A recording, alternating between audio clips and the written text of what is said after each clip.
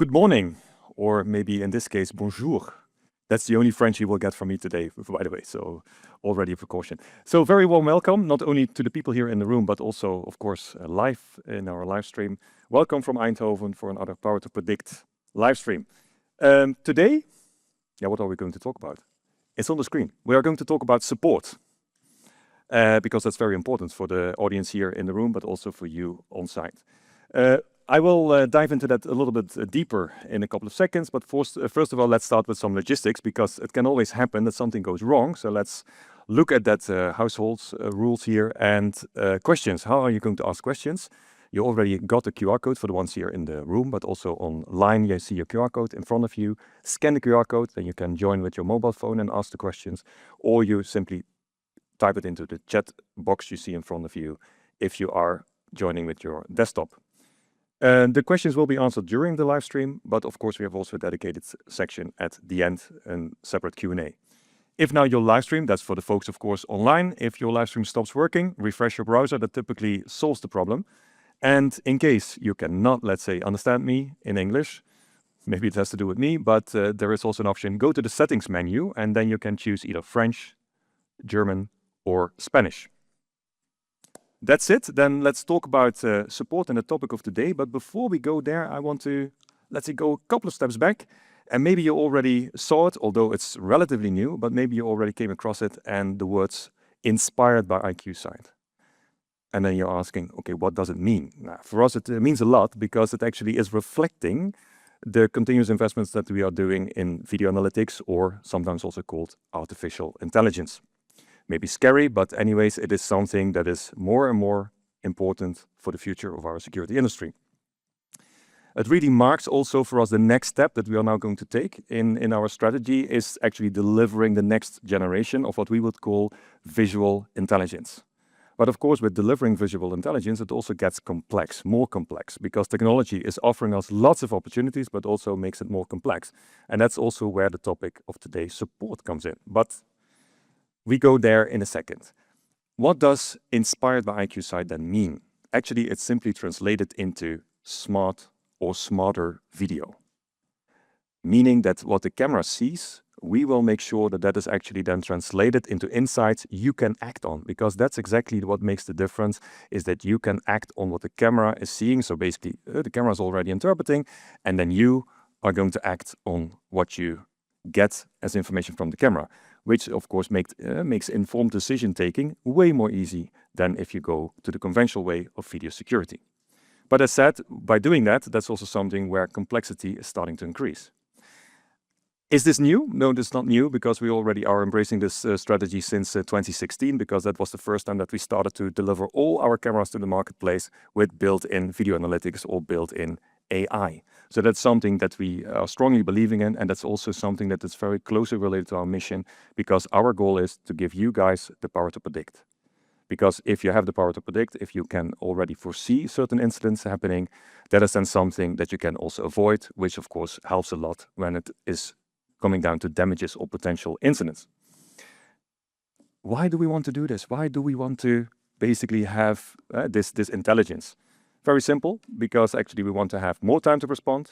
We want to be better in our responses, so more effective responses. But also we want to go beyond, in the sense of, let's not make video security a necessary evil. Let's basically also look at other opportunities, what we can do with our video systems based on the information that it's giving us. Occupancy of people, flow of people, appearance of people. Those are all important metrics that can help you for different type of applications. Basically then also improving the ROI, or the return on investment of your system. So that's the reason why we started this campaign, the Inspired by IQSIGHT, because we want to even put more emphasis on how important it is for us to tell you that you can really take advantage of AI-powered video security systems. But what are then the main drivers? Of course, on the one hand side, cameras. And we typically talk about our cameras, so that's also what we do different today. We are not going to talk about cameras, we are going to talk about support, as said.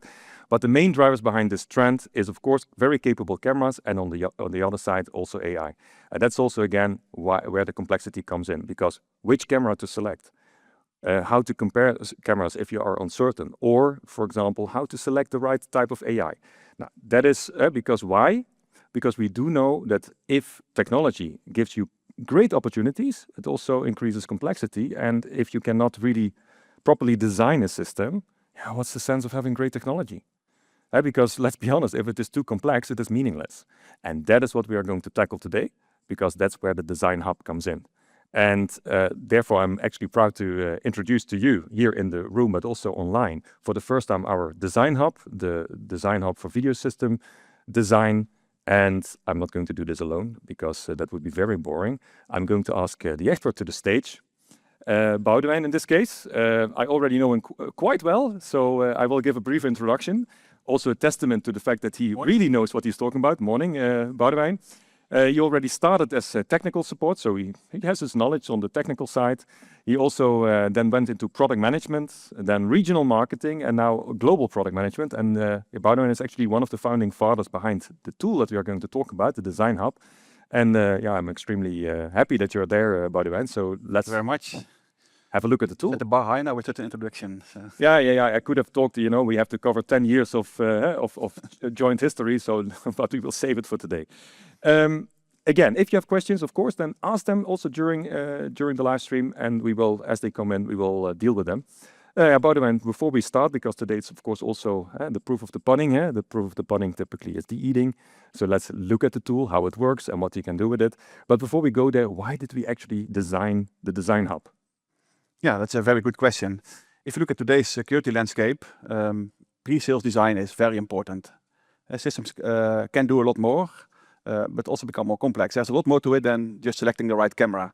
And if you then look at what's expected, consultants expect very detailed specifications, system integrators expect fast quotations, also distributors, they need to have good information. And yeah, but there's a lot of aspects to it. So you need to select the right camera. You need to have the correct storage device with the correct capacity. Video analytics, as Peter says, is AI is very important, but if you use it, you also need to make sure that the detection range, for example, is correct, that you really can cover the area that you want to cover. And to help with that, this whole end-to-end process, that's why we have created this DesignHub. And yeah, this DesignHub is an easy-to-use tool where you can really start your project planning from A till the end, that you really have it fully completed. And yeah, it will be your new starting point for video security design. Yeah, that sounds good, and at least then helps us reduce the complexity, because of course it is true, the more you can do with technology, the complexity then of course is increasing. Yeah, Boudewijn, probably you cannot start out of the blue, so there is something to get started. So maybe we can already jump into that. So how to get started with the new DesignHub? Yes, it all starts with creating an account. I will not go to this process now in the demo because it's quite boring, but I can quickly show you what your account can look like. So in your account, you enter your email address, you create a password, and then you can sign in. And in your account settings, you can select a few things. First of all, language. And at this moment, I'm not making a few people happy now here. It's English and German, but more languages will follow soon. So also French will be included, and other languages will be added to the tool on the short term. You can select also your unit system. Do you want to use meters or feet, for example, for your detection distances? And then an important setting is the region. You can choose between Europe and US, and this is determining where your data will be stored. So you create a project here, but also your account information is then stored in the server, on the server in Europe or in the US. So that's also cloud storage. Right? Yeah, it's cloud storage, and yeah, with some regulations, you need to in Europe, for example, your data you want to have stored in Europe, so you can select your region over here. So this is what you do during the initial setup. If you like, you can also upload a picture. And yeah, that's the initial setup to start using the tool. That's the account creation. Okay, so then you have your project and you have your first settings. So that means that everyone that starts a project needs to first of all set up an account. That's correct. Yes. That's start with registration, and then you can use the tool. So that's great. So now you have your project. So now, yeah, let's take an example. Let's talk about an office building, for example, and let's start discussing the security of the perimeter, the building, interior, exterior. Okay. Yeah, we can. I think it's just the best idea to just start using the tool. On the first page, your projects, you can see the project that you already have created. And you can, of course, create a new one. So that's what we're going to do now. We start with creating a new project. And the first thing you see here is you get some global project settings. For example, you can select TAA compliant. This is maybe in Europe not the most relevant setting, but it's in US, it's then you get products. Only products in the tool will be shown that are TAA compliant, which is needed for governmental projects in the US. You can get asked the question then, what about NDAA? Not needed to select it because all our products in the tool are NDAA compliant. So that's why we don't need the selection. You can also select field of use. Do you want to use the cameras indoor, outdoor, or only indoor, or only outdoor? This also limits then in the end your selection. If you select outdoor, you don't get indoor cameras to be seen because that might not be a good idea. And then you can select. And it is also not fixed. I assume you can always. You can always make changes. Yeah. You can also select your VMS version. At this moment, there are two options. You can use Bosch Video Management System or Genetec. And for now, I will skip this setting because you can also do it later in the flow. But this will be global settings that you can set up front. So let's start with creating a project title. Now it's live typing, always nice, huh? Yeah, and everyone looking, huh? Yeah, that's few people looking. So I can give, for example, office plus parking. That's the project I want to secure now. Then I can add a location. So where is this project? Let's see if we can secure a building that we all know, maybe where you have been recently. Yeah, this is our ones in the room here visited yesterday. So our office with the parking looks a little bit different maybe now, but we can still protect this. Yeah. Then there are again some global settings. So in your project, you can also make the changes again, TA compliant, indoor, outdoor. There are a little bit more settings. You can choose your recording profile, for example. Default mounting height of the cameras. You can change it afterwards, but now each product that you add will get these global settings. Let's also select, for example, 14 days of storage. And that's it. You can also make customized recording schemes over here. But I want to record 24/7. So at this moment, I will skip this setting and go back to the overview. And now you see that project is ready to get some devices added.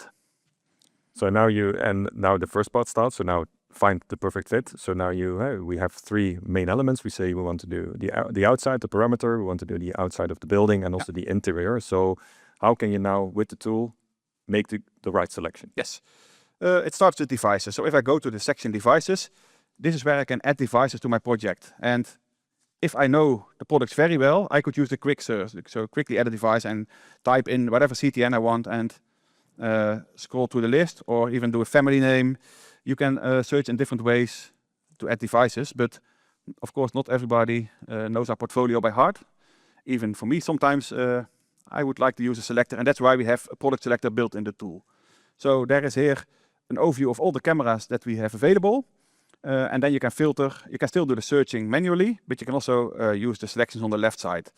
And for example, let's start with the parking. I want to protect the parking, and I prefer to do that with bullet cameras. It's the parking perimeter.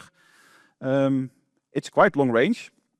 I know our building has quite big distances, so I will take our 7000 series and, for example, resolution 4 megapixel. These are some settings. Then I see two options available yet. And since it's long range, I will choose the televersion. So this camera I want to use for parking perimeter. I have 4 of these cameras. I can choose a color, how it will be visualized on the map. I can also leave it blue. And I can add some notes here, perimeter cameras or whatever you prefer. And now I add these 4 cameras to my system. So that's easily done. But now you are very experienced with our cameras. You just said it, either the commercial name, or you type the CTN, or you use the filter function. But you also just said, I have a parameter, I need to have long detection range. So if you're not so familiar and if you want to make a comparison, for example. Yeah, you can do that as well. So let's, for example, look for the camera that we want to use at the entrance of the building. So that's the outside of the entrance. I prefer to have a fixed dome camera. But maybe I like remote commissioning. That makes installation a lot easier. But now I get multiple options. And let's now, for example, check what's the difference between. So I can also compare cameras here. So I can compare this camera with, let's see, So you have compare, so you can add multiple cameras here to compare, and then go to the feature list and see the differences. And over here, for example, this camera doesn't have a microphone, this one has a microphone, and built-in infrared is available in this camera. So that's the camera I like actually. I want to have infrared as well, because it can be quite dark over there. So I can select that camera, and again, that's how you can also compare products then. Yeah, okay. So let's give it a name again. Building entrance outdoor. We don't have a big entrance, so 1 is enough. Can change the color and add to the system again. And now I can close the product comparison, reset my filter, and the final camera I want to add is for inside of the building, the entrance area, and there I would like to have a panoramic camera. So let's do a 12 megapixel panoramic camera there. And we can call it building entrance area indoor. So for example, 1 camera, let's change the color again, maybe red, and add. So now I have 3 cameras in my project. I can see that if I close the product selector, I can see, sorry, I have 3 different camera types, in total 7 cameras. You can see the required storage and bitrate already here. And yeah, this is now the initial selection that I've made. Yeah, this is what you get after you close all the menus. But if you go back to the dashboard function, then you would also see what is the progress. So indeed, in the dashboard, you can also see the that was now 6 cameras added and total bitrate, and so that's also an overview here. And this is then also still linked to the global settings that you already did. So that is where the storage calculation, etc., already automatically comes from. Yes, correct. And yeah, basically cameras, you can of course have persons, let's say, holding them, but typically you also need some accessories. Yes. So how are you now easily selecting accessories that belong to the camera? Yeah, you can go into the details of the camera, and here you can see some more options that you have. So you see first an overview of the camera that you have selected, but you can also add accessories over here. And there are multiple steps. So for example, first start with mounting. And then you see visualized all the mounting options that this camera has available. I know this camera will be on the wall of our building, and I would like to have a weather protector on top. So that's the first option. I add it, you can see what it looks like. You see a picture of what this accessory looks like, and already see the part is added to your list. You can still replace it. You can also show the part list, and you can see the actual CTN, but you can also see that later in the tool, in the bill of material. So that's the first step, that's this accessory mounting. I can also go into the lens calculation over here. You can change the focal length of the camera. You can also do that later. So, but you can, because it's now difficult to guess, but you see here the effect. You can already see your dory distances as well. So this is a first indication, but to be honest, it's better to visualize this on the map. So let's do that later on again. You can also select what video analytics you want to use and what your target object is.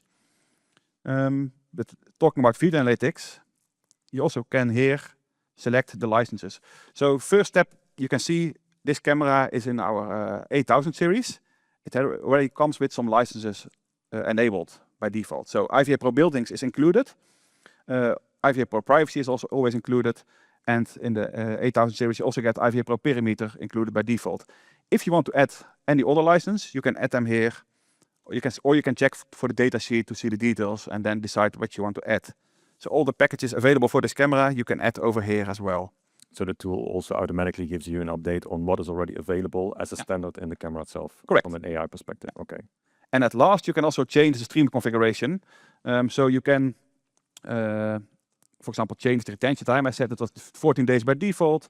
I can make changes here also if I go to advanced configuration, to change the resolution, change the compression standard, or change the profile that I want to have. Maybe it's a busy scene or a quiet scene. I can change it over here as well.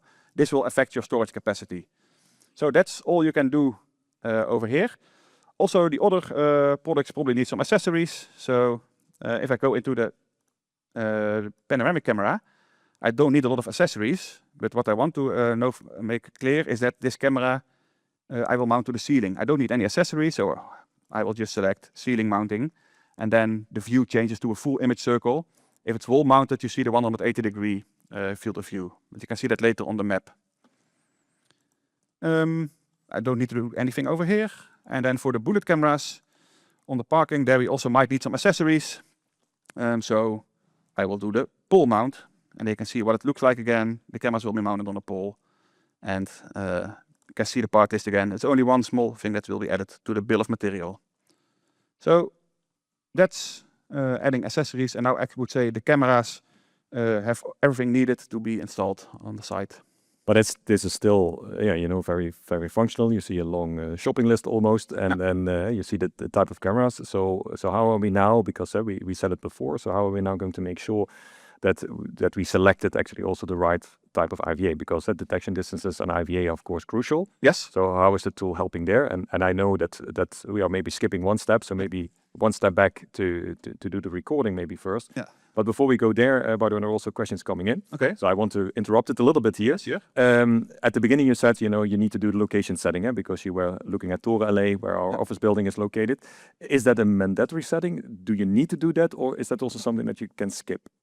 You could skip it, but I will show later, in the end you can place your cameras on the map, and it actually predefines your position. So if I enter this address, when I going to add the cameras on the map, it's already showing that location. Otherwise you need to find that location on Google Maps yourself. So this initial step makes it easier. For the visual validation, basically, that will also be easier, but it is possible. Yeah. And then of course, you are now showing already your shopping list in the making. Maybe you close down your project now, that's another question. Can I then always afterwards come back and add additional cameras? Yes. You can always make changes later on, but be aware, making changes, adding cameras will change your storage requirements. So if you already have selected storage, also look at that again to make sure it's But the tool is probably not helping you that if you are exceeding the capacity that it said, hold on. Now. Yeah, they need to change your record. Okay. Recording, we were talking about recording. So you said at the beginning, you can also make a choice from a VMS point of view, video management point of view. Bosch was in there, Genetec was in there, maybe some others that follow there? Yeah, so we see still some empty spots. So okay, so there is room for improvement. Room for improvement over here. So this is now what we have in the initial release. So we have, you can select storage solutions from Bosch and from Genetec. But there will be more added in future releases, so that you can also design systems using other video management systems. And how is now the system? So what are the triggers for the storage calculation at the end of the day? So let's assume I'm choosing Bosch in this case. Yeah. So how's the tool helping in finding the right recording solution? Yeah. So there are multiple things to selecting the recorder. Over here we see required storage in terabytes. And we see the total bit rate. So that's what in the end the recorder is need to work with. But there's also a certain, you have a certain amount of cameras and channels that are needed for that. So this is what the tool takes into account.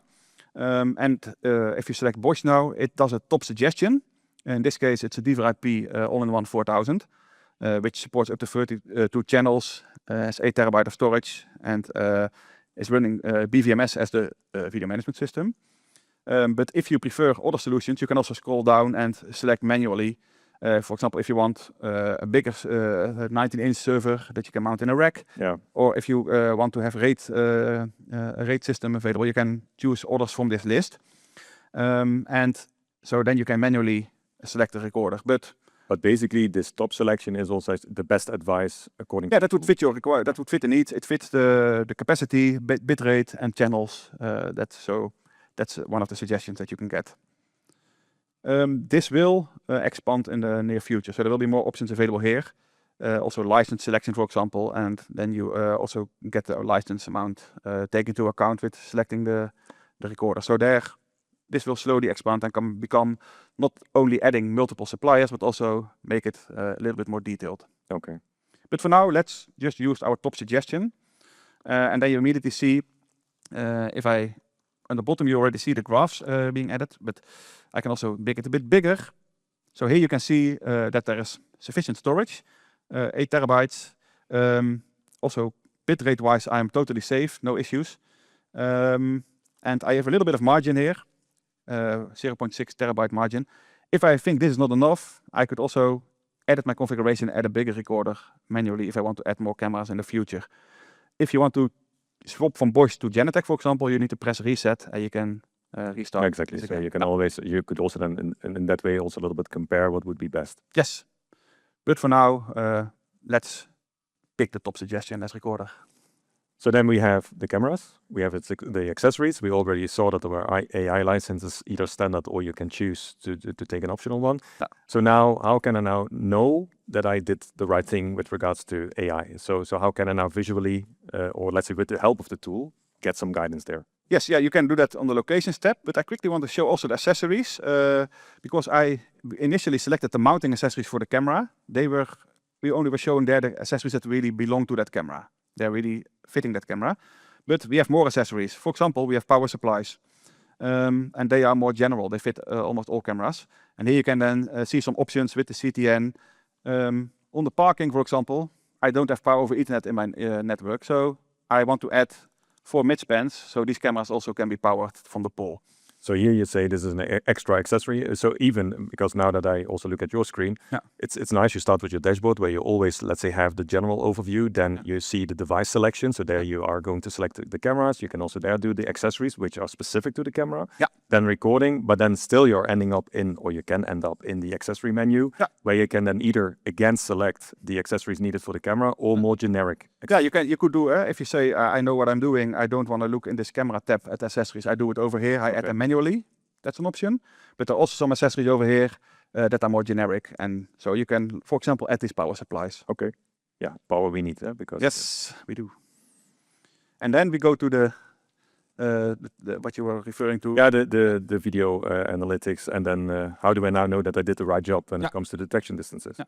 Back to that question from why do I enter the location? Because now immediately my tool is at the right location, showing the building that I want to protect, showing the parking, and I can now, on the left side, I see the cameras that I have made available in the tool. I have added to my bill of material, and now I can start dragging them on the map. So I can change the field of view of the cameras. For example, I say this camera needs to protect that direction.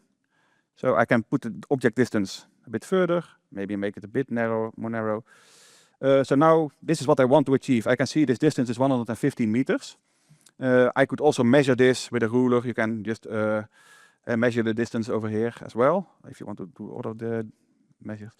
But what's very important, you see now the red area below the camera. That's where the camera does not see anything. That's a dead spot below the camera. And I can also check the DORI, the DORI distances. So you can see the different colors, that there is detection, recognition, observation, and identification. So you can see these different areas. And even more important, I can see the IVR Pro detection distance. And now I see I have a small problem over here. Looks like at least. So you can see that my IVR Pro is not meeting the full distance. And now I can have a look why. Because by default, the camera was selecting IVR Pro buildings. If I need longer detection range or professional intruder detection, I can also select a different package over here. So I can go for IVR Pro perimeter. And now you can see the full distance is covered. So IVR Pro perimeter can detect longer than IVR Pro buildings. So now I can easily cover this 100 meters of detection range with my IVR Pro perimeter. And now I can also start adding the other cameras to the map. So because I want to have full coverage of the parking. Again, make it a bit wider. Maybe put it on there, put it a bit on the corner. And then put the object distance further so it's fully covering the parking. Select the right analytics package. Maybe I should have done this in the initial setup, that it was already all perimeter. That made it a bit quicker maybe. Yeah, but if you didn't, then this is also now again your checkpoint basically. Yeah, correct. So let's do them all. Not so complex, so I can just add the cameras over here. Again, you see here, the distance is not meeting it, so I will switch to perimeter and do the last camera. And the good thing is you can also see now that the red areas below the camera are covered by other cameras. So you eliminate the blind spots are covered by the cameras that are looking in the other direction. So just setting up so now we have the full parking covered. You can see the blind spots are covered by the other cameras, 100% detection. And we can have the IVR Pro perimeter, also selected over here then, covering the parking. So that's now the parking place covered for intrusion detection. Then I had a camera for the entrance. That was this one. I know it's somewhere there. I can place that camera on the location where I want it, rotate the field of view, make it a bit bigger. And you can see now the color is different. So you can also see here the different camera groups with different colors are easy to identify. And yeah, I would say now with this selection, I can also show here the DRI distances again of that camera. So this is fine. Also IVA Pro, I use buildings over here. This is fine for the shorter range to have IVA Pro buildings. Good detection for the building entrance. So outdoor cameras, I would say, are now done. And since you're actually moving to the building, there is also a question coming in, is that can you rotate the Google map so that you can also see on the different sides of the building where you place your cameras? That's a good question. I didn't try that yet, so that's... Okay. Don't think so, to be honest. I think it's always north, but that's a good suggestion to look at. But you see, actually, since you have this top view, you anyway see the cameras that you are placing around the building. Correct. And then this is the building, the outside. Then we have the inside. The inside also has quite some specifics. So how can you now, with the help of the tool, easily also start planning your cameras in the inside and also maybe even across multiple floors? Because looking at this building, I know by heart at least that we have 11 storages. So therefore, that's a function Google Maps does not offer yet. I cannot go into the buildings, so we need to have a different solution for that. And the option is here to click on this plus symbol here and add a floor plan. You can upload floor plans to the site. So I can click here, select a floor plan, and then give it a name. So this is the ground floor floor plan of our building. So I can add this floor plan now. And to make sure that the camera, the distances are still correct, and that you also can do the camera projection on this floor plan, you need to set a scale. And you can do that scale by putting this ruler on the correct position. And what I typically do, I place it on a door, double door over in this case, and say it's 2 meters wide, not 20. And then I set the scale. So now the scale is set. I can now rotate this floor plan and place it anywhere on the map where I want it. I can make it a bit bigger, a bit larger, stretch it. So it should be something like this, I expect. And I can also set opacity or transparency. So you can make it fully invisible, or you can show it a little bit over the building. So now you can, this floor plan, place it, and click place floor plan. And if I now go back to the map, it shows this floor plan over here. If you have multiple stories on the same site, you could make it fully transparent, because you will see them here in the different tabs. So if I go to the ground floor, I now go into this map, and this is where I can add my panoramic camera, for example, and where I can then see the detection range of the panoramic. Maybe I make it a bit smaller because it's a bit too large here. I can also show the DRI distances again, or check the IVA Pro detection range. That's all fine to cover the full entrance. So now I have the parking protected with the bullet cameras, the outdoor entrance with the FlexiDome 8000, and indoor we have a panoramic camera. And if you want, you can add more floors over here with multiple levels and place your cameras on the floor plans as well. And talking about cameras and talking about placing them in different areas, different floors even, is there a maximum of cameras that we have to take into consideration when using the DesignHub? No, there's no limit at this moment. So the projects can be... You can also design, it's also there for the bigger projects, yes. And we also talked about accessory selection before. So is the tool, if you now forget to select the accessory, is the tool then giving you a warning? You can see on this camera here, no mounting selected. So I did not select it for all cameras, apparently. I did it only for one. Okay, so there is... So there you get a warning that this camera doesn't have the mounting. So there is indeed, it's helping you if you forget something. Like I did exactly during a live demo, very good. We were talking about support. This is the support because you can always forget something. If you then so basically now you did it now, so you basically locked your project on Google Maps. So that's another question. Is that then also saved in this case once also the project is saved in the system? So I can go back to the dashboard, for example, and now I see that the devices are there. I can even go to my projects, and my projects now also show that I have this office and parking project added with 6 devices. And I can go back in, and normally I would see everything I did is still there. I can see my ground floor. So it's all automatically stored immediately into your, on the location that you selected in your account. And the floor plan that you just created, so you basically put the floor plan on the building, then you started, at least in this case, you added the panoramic camera. Can you then also afterwards export that to, for example, programs like AutoCAD? No, there's no export function for this for this floor plans. So this is really shown here as the picture in the tool to check your designs. Okay. Because we don't use AutoCAD files, but we use pictures. So we use PNGs or JPEG files. Yeah, because that was indeed also the other part of the question. Are there vector graphics that, but basically you say PNG, JPEG? At this moment it's PNG and JPEG. Yeah. Okay. Yeah, by the way, I think this is clear, so this is also helpful. So we get an alert if you, in this case, you missed to select some accessories. Yeah.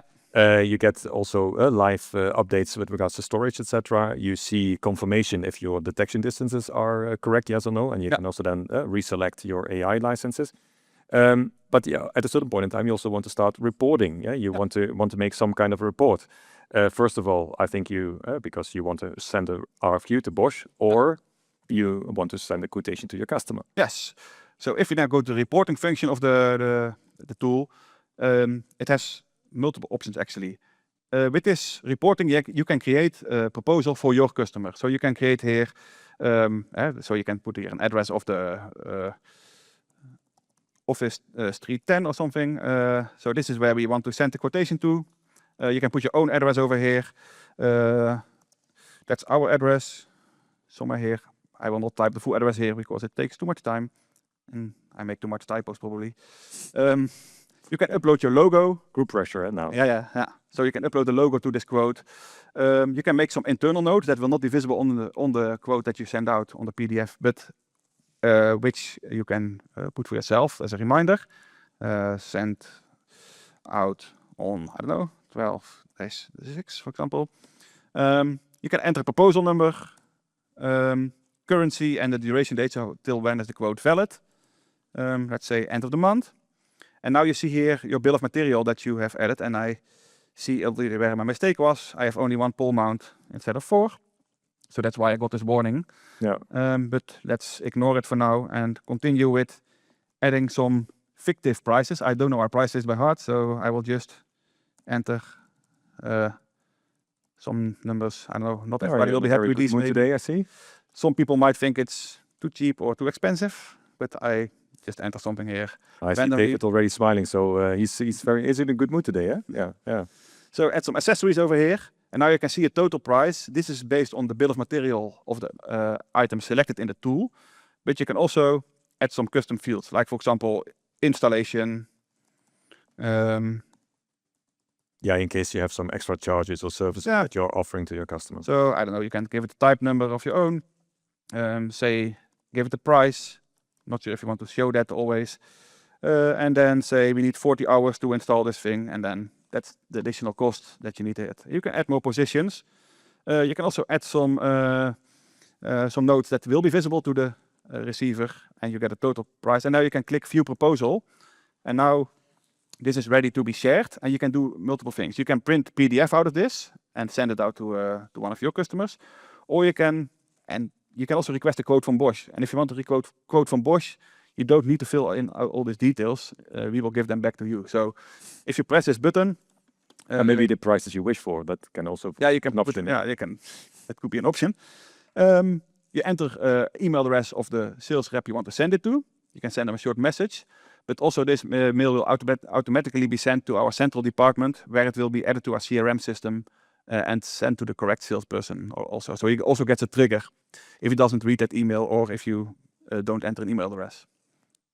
So this is a way to get a quote from Bosch. So Bosch will come back to you and give a quote for the bill of material that you have selected in the tool. Yeah, and now I have this this nice shopping list, basically, which I can either send to my customer, or I can send it to Bosch for getting a quotation.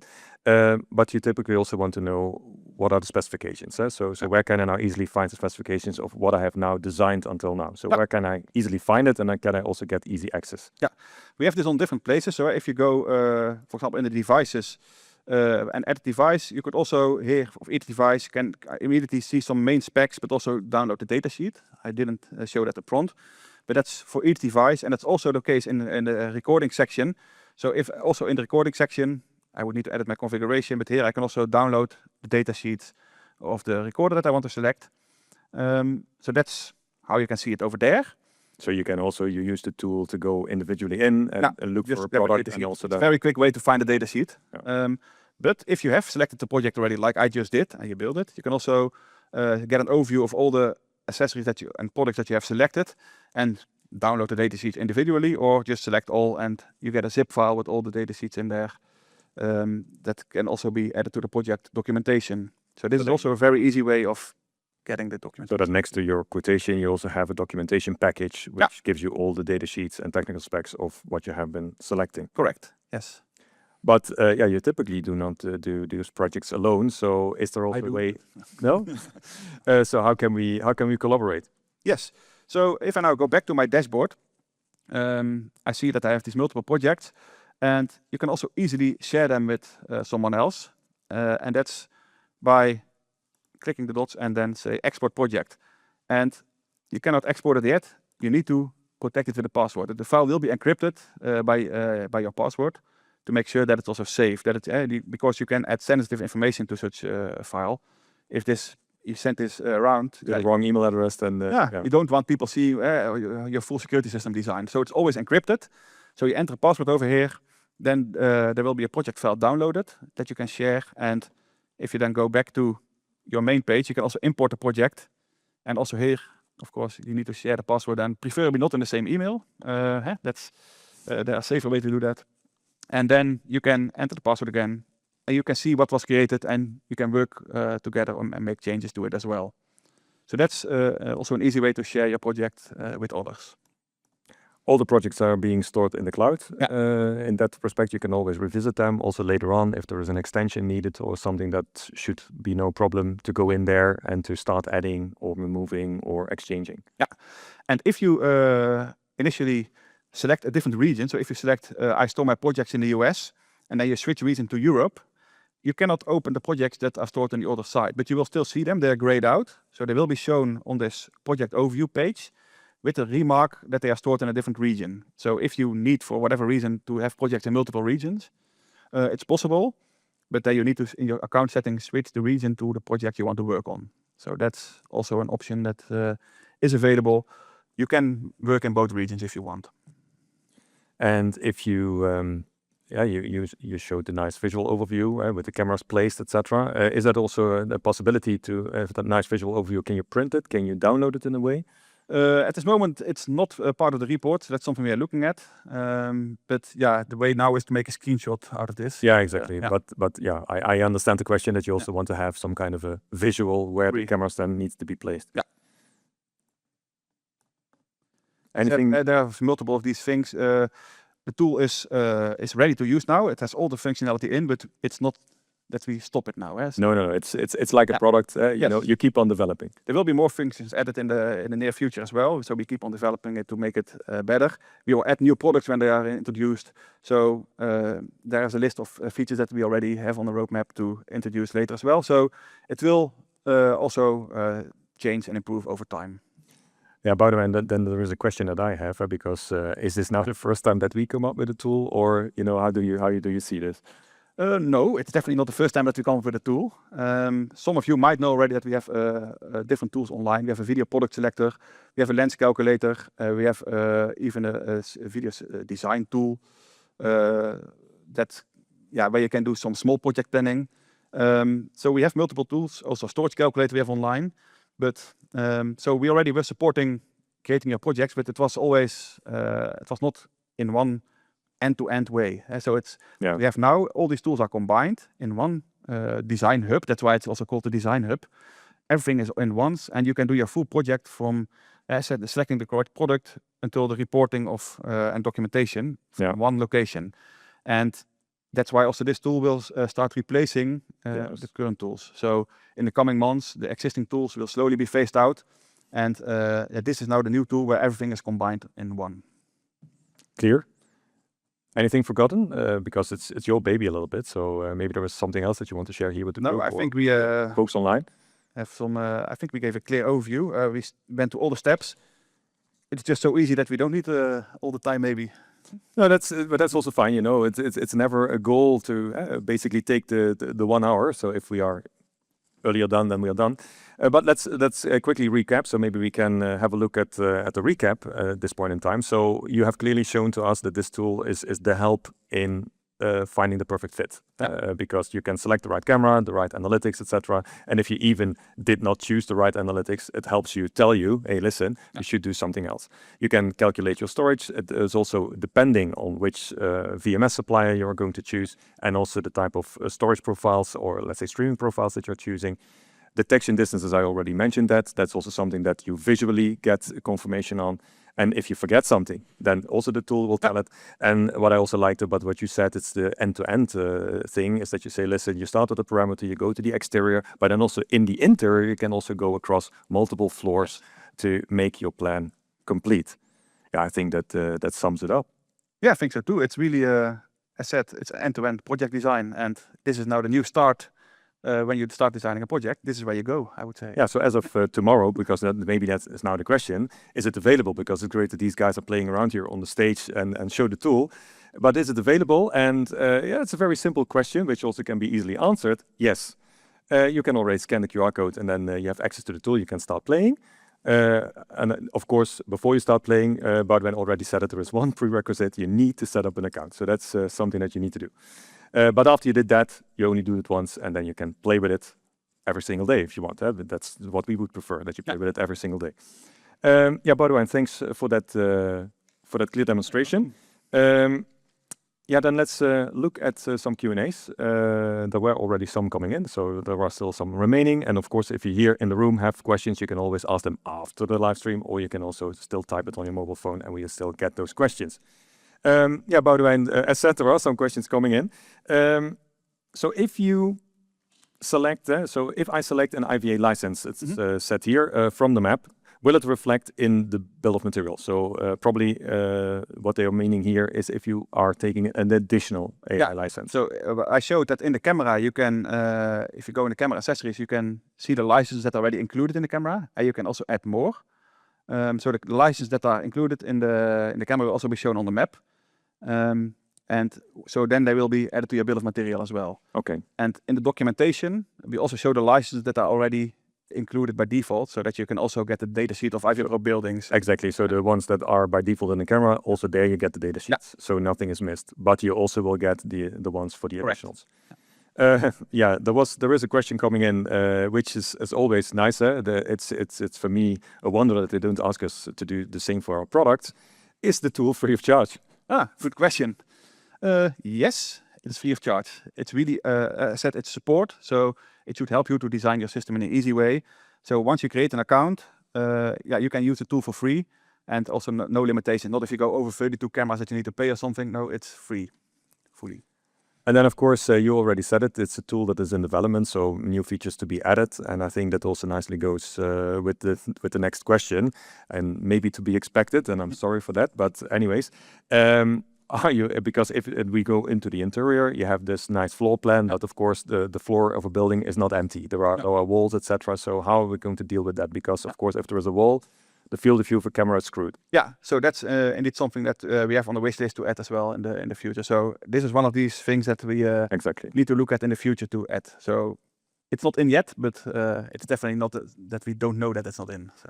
Is it correct then? We have this is a first version of the tool. We are in a relatively early stage, so we are still in the development. So can you give some kind of an indication where you think, okay, there at that point in time, you know, it's the real deal?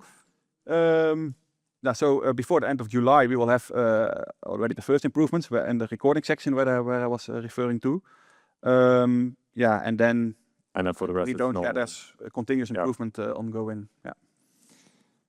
Yeah, thanks again, Boudewijn. I think it's very, very clear. We also do not have any more questions, so that's a good thing that we already answered all the questions. If there are some questions remaining for the audience that we have here online, then or let's say online. No, you're of course not online. You're here in the room. Then we can take them after the live session. Then with this, I want to thank you again, Boudewijn, for your demo. I want to thank the audience online for watching. I hope you enjoyed it. And before you go, maybe you still have some time to let us know what you felt about this live stream. Then I'm wishing you a great day and see you next time. Thank you.